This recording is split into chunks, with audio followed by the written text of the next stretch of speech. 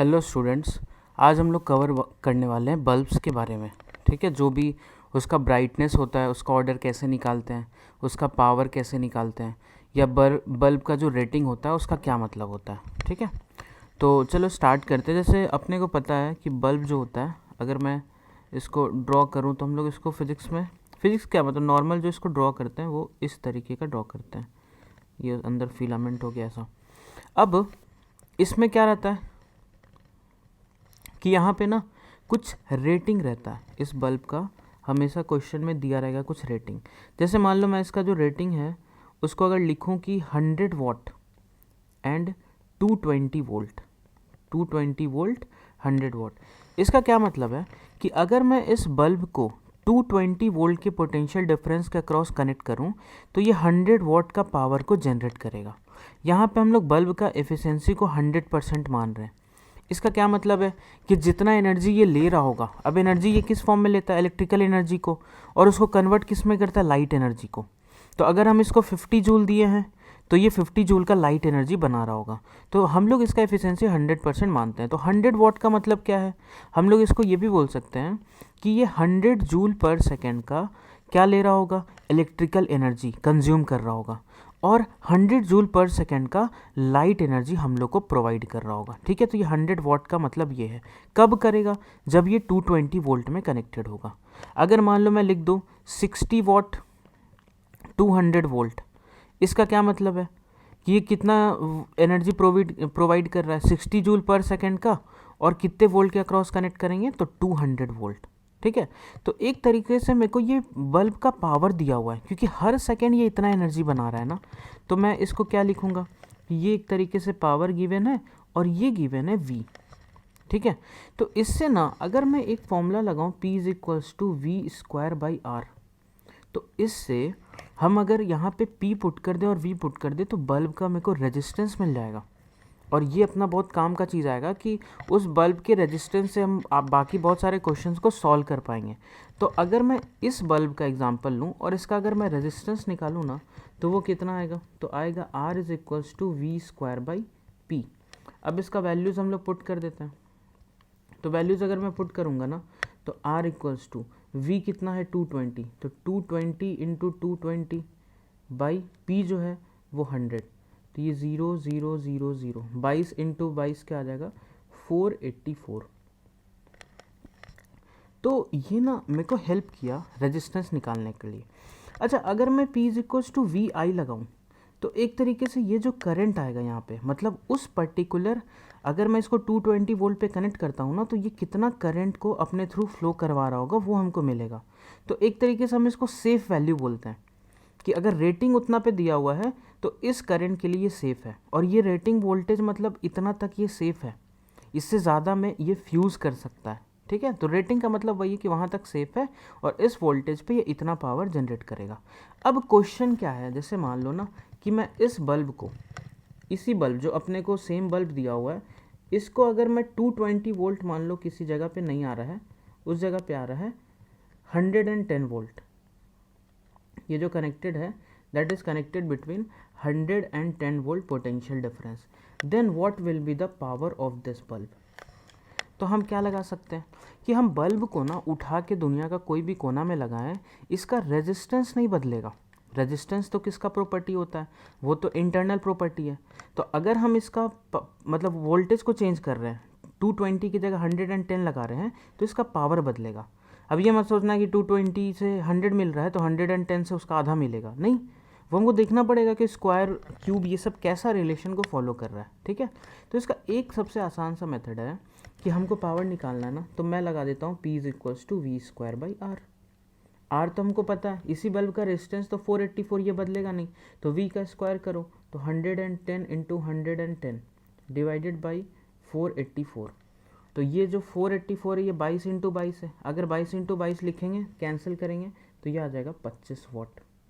इसका मतलब कि जब मैं वोल्टेज को, इसके रेटेड वोल्टेज को जब आधा किया ना तो पावर जो है वो 1/4 हो गया। ठीक है, इसको और हम लोग कैसे समझ सकते हैं, जो अपना मेथड 2 रहेगा जो कि आसान रहेगा कि किसी भी बल्ब का रेजिस्टेंस नहीं बदलेगा, तो रेजिस्टेंस को क्या मैं वी स्क्वायर बाई पी लिख सकता हूँ। अब रेजिस्टेंस कांस्टेंट है, इसका मतलब वी स्क्वायर बाई बी भी क्या होगा, कांस्टेंट।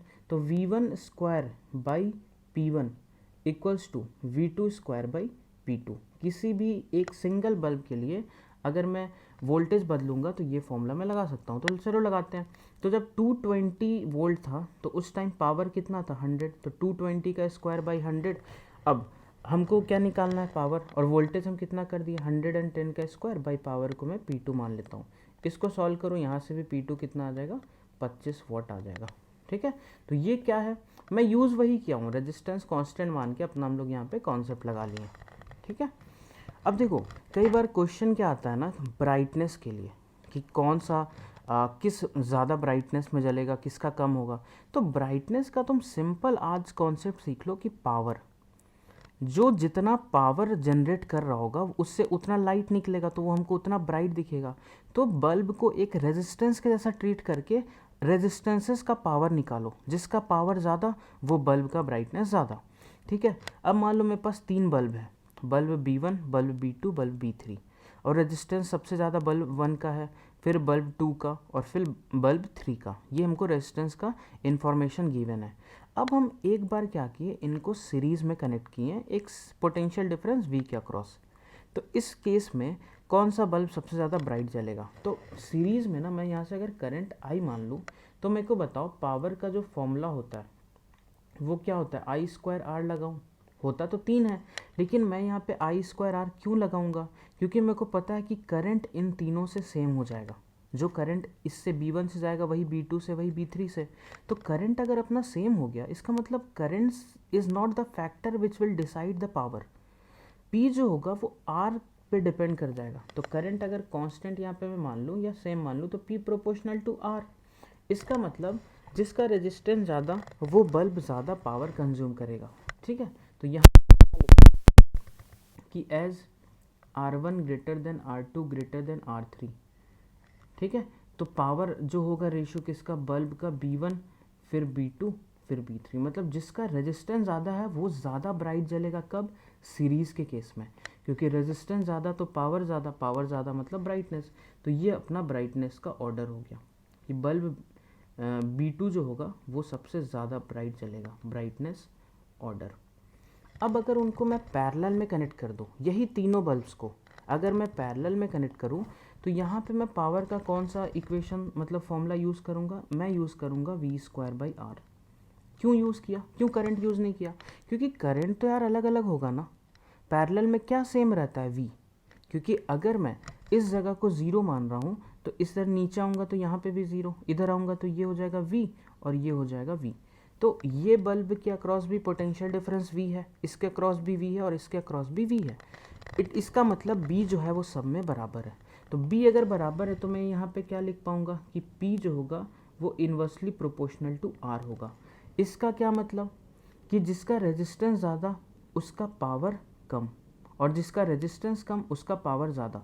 तो हम लोग यहाँ पे उसका उल्टा ऑर्डर लिखेंगे कि as R1 greater than R2 greater than R3, therefore power सबसे ज़्यादा आ जाएगा P3 का, P3 ग्रेटर देन P2। मतलब बल्ब का लिख लो, इसको B से मैं लिख लेता हूँ। तो सबसे ज़्यादा ब्राइट जो जलेगा ना वो B3 होगा, फिर होगा B2 और फिर होगा B1। तो ये अपना आ गया ब्राइटनेस ऑर्डर, ये है ब्राइटनेस ऑर्डर। अब इससे तुम क्या समझे कि यार ज़रूरी नहीं है, ज़रूरी क्या मतलब ऐसा तुमको दिख ही नहीं रहा है कि सीरीज़ और पैरेलल में एक ही ऑर्डर फॉलो हुआ। सीरीज़ में वो बल्ब सबसे ज़्यादा ब्राइट जलेगा जिसका रेजिस्टेंस ज़्यादा होगा, और पैरेलल में वो बल्ब ज़्यादा ब्राइट जलेगा जिसका रेजिस्टेंस सबसे कम, रेजिस्टेंस सबसे कम R3 का था और सबसे ज़्यादा ब्राइटनेस उसका ही है। क्यों, क्योंकि P जो है वो इन्वर्सली प्रोपोर्शनल आ जा रहा है पैरेलल के केस में, और सीरीज़ में P directly proportional to R। तो रेजिस्टेंस ज़्यादा तो ब्राइटनेस ज़्यादा। तो एक ही बल्ब जो होता है मतलब B1 जो है यहाँ सबसे ज़्यादा ब्राइट जल रहा होगा और यही B1 यहाँ पे सबसे डिम जल रहा होगा, एकदम कम जल रहा होगा। तो ये चीज़ ध्यान रखना है। ठीक है, अच्छा ये क्वेश्चन को करो ज़रा। यहाँ पे बल्ब्स कैसा दिया हुआ है, ये 4 आइडेंटिकल बल्ब्स। 4 आइडेंटिकल बल्ब्स का क्या है कि all will have same resistance, all will have same resistance. ठीक है, तो यहाँ पे इसको R मान लो, इसको R, इसको R, इसको R। अब इसका ब्राइटनेस ऑर्डर तुम लोग एक बार ट्राई करो क्या होगा। तो आई होप आंसर आ गया होगा। तो मैं क्या करता हूँ ना, यहाँ पे मैं लगाऊंगा I स्क्वायर R ही, क्योंकि मेरे को करंट निकालना ज़्यादा आसान है। तो मैं ना यहाँ से अगर I करंट मान लूँ इस जगह से, अब इस रास्ते से जब वो जाएगा तो इसको 2R रेजिस्टेंस मिलेगा, 2 बल्ब है, और इस से जाएगा तो इसको R मिलेगा। तो किधर कितना करंट चला जाएगा, इधर चला जाएगा 2I/3, तुम पैरेलल से देख लो, और इधर चला जाएगा I/3। अब यहाँ पे ना मैं I स्क्वायर R लगाऊंगा, तो P का मैं फॉर्मूला लगाऊंगा I स्क्वायर R। क्यों ये लगाया, क्योंकि आइडेंटिकल बल्ब्स है तो रेजिस्टेंस सेम है, और ऐसे ऐसे सर्किट्स में हमको करंट का डिस्ट्रीब्यूशन ज़्यादा आसानी से बनता है। तो P प्रोपोर्शनल टू हो गया I स्क्वायर। I स्क्वायर मतलब वही I के प्रोपोर्शनल हो गया, जितना I उतना ज़्यादा पावर। तो सबसे ज़्यादा ब्राइट कौन जलेगा, सोचो। सबसे ज़्यादा करंट तो B1 से जा रहा है ना, तो B1 सबसे ब्राइट, फिर हो जाएगा B4, और उसके बाद B2 और B3 से बराबर जा रहा है, तो इन दोनों से हो जाएगा इक्वल। तो सबसे ब्राइट जलेगा B1, फिर उससे ज़्यादा करंट गया B4 से, और फिर हो जाएगा B2 इक्वल टू B3। मतलब B2 B3 का ब्राइटनेस बिल्कुल बराबर होगा, सेम करंट सेम रेजिस्टेंस, उससे ज़्यादा B4 और सबसे ज़्यादा ब्राइट जल रहा होगा B1। ठीक है, तो आई होप ये वाला पार्ट भी क्लियर है। अब ऐसा क्वेश्चन बहुत फेमस है, ये छोटा सा दिखने में लगता है, लेकिन ये क्वेश्चन करने में ना थोड़ा सा कॉन्सेप्ट अपने को देखना पड़ेगा। कि 2 बल्ब मेरे को दिया हुआ है, एक है 50 वाट 110 वोल्ट, एक है 100 वाट 110 वोल्ट, दोनों को 220 वोल्ट के अक्रॉस किए हैं, जोड़े हैं। तो विच बल्ब विल फ्यूज़, ये बताना है। तो मैं क्या करता हूँ ना, कि मैं अगर रेजिस्टेंस का बात करूँ तो R होता है V स्क्वायर बाई P। अब तुम सोचो, यहाँ पे दोनों का जो V दे रखा है वो 110 दे रखा है। इसका मतलब R V में दोनों का अगर सेम मान लूँ तो R क्या इन्वर्सली प्रोपोर्शनल टू P हो गया। तो जिसका पावर कम उसका रेजिस्टेंस ज़्यादा, पावर कम तो रेजिस्टेंस ज़्यादा। ये मैं क्यों लिखा हूँ, क्योंकि V जो है अपना इन दोनों केस में तो बराबर है ना, हम जो क्वेश्चन सॉल्व कर रहे हैं उसके लिए दोनों का V बराबर है। तो रेजिस्टेंस किसका ज़्यादा होगा, जिसका पावर कम होगा। पावर कम है इस 50 वाट का, इसका मतलब कि resistance of A will be greater than resistance of B। क्यों, क्योंकि पावर ऑफ A जो है ना वो कम है पावर ऑफ B से, और जो ऑर्डर पावर फॉलो करेगा उसका उल्टा रेजिस्टेंस। तो A का पावर B से कम है तो A का रेजिस्टेंस B से ज़्यादा होगा। अब मैं इसको सर्किट से समझाता हूँ कि यहाँ पे अपने पास ये बल्ब है, एक बल्ब अपने पास यहाँ पे है, ठीक है, और ये जो कनेक्टेड है ये 220 वोल्ट पे कनेक्टेड है। अब ना मान लो इनका रेजिस्टेंस अगर बराबर होता तो ये 110 लेता और ये भी 110 लेता, सिमेट्री से बिल्कुल। 220 का 2 बराबर हिस्सा होता तो 110 110। अब क्या होगा, सीरीज़ में सोचो क्या होता है कि करंट तो सेम होगा, सीरीज़ में एक्चुअली करंट यहाँ से क्या जाएगा, सेम जाएगा। तो किसका पोटेंशियल ज़्यादा हो जाएगा, कौन ज़्यादा पोटेंशियल लेगा, जिसका रेजिस्टेंस ज़्यादा होगा। तो पहले इन लोग लेता 110 110। अब तुम सोचो ये अपना बल्ब A है, ये अपना बल्ब A है, ये अपना बल्ब B है। बल्ब A का रेजिस्टेंस ना ज़्यादा है तो ये 110 से तो ज़्यादा लेगा, ये कंफर्म है। इसका V होगा 110 से ज़्यादा और B का हो जाएगा 110 से कम। 110 110 कब लेता, जब दोनों बराबर होता। बराबर है नहीं तो ज़्यादा A है तो A का पोटेंशियल 110 से ज़्यादा आ जाएगा।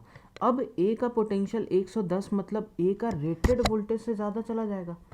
तो यहाँ पे हम लोग यही लिखेंगे कि voltage across A, voltage across bulb A exceeds its rated voltage. Rated voltage क्या है, 110। तो यार 110 से एक ना एक तो ज़्यादा होता ही, क्योंकि बराबर रेजिस्टेंस तो है नहीं। तो जिसका रेजिस्टेंस ज़्यादा उसका 110 से ज़्यादा, therefore bulb A will fuse, bulb A will fuse. ये इसका कॉन्सेप्ट है, ठीक है। मैं लास्ट बार बता रहा हूँ, 110 110 कब लगता, जब ये दोनों रेजिस्टेंस बराबर होता। लेकिन इसका रेजिस्टेंस ज़्यादा है तो 110 से तो ज़्यादा वोल्टेज लेगा, क्योंकि V होता है I इंटू R। सीरीज़ में I सेम है तो रेजिस्टेंस ज़्यादा तो पोटेंशियल भी ज़्यादा। तो A अगर ज़्यादा पोटेंशियल लिया तो अपने आप को ही ये फ्यूज़ कर देगा, क्योंकि 110 तक ये सेफ़ है। और ये 110 से कम लेके बच जाएगा, क्योंकि इसका पोटेंशियल 110 से कम हो गया, उसका रेटेड इसका भी 110 है, तो ये हो जाएगा कि ए जो होगा यहाँ पे फ्यूज़ कर जाएगा। तो आई होप इस वीडियो से भी आपको बल्ब का पार्ट क्लियर हुआ होगा। ठीक है, अब मिलते हैं अगले वीडियोज़ में जहाँ पे मैं इंस्ट्रूमेंट्स के बारे में बात करूँगा। Okay, thank you.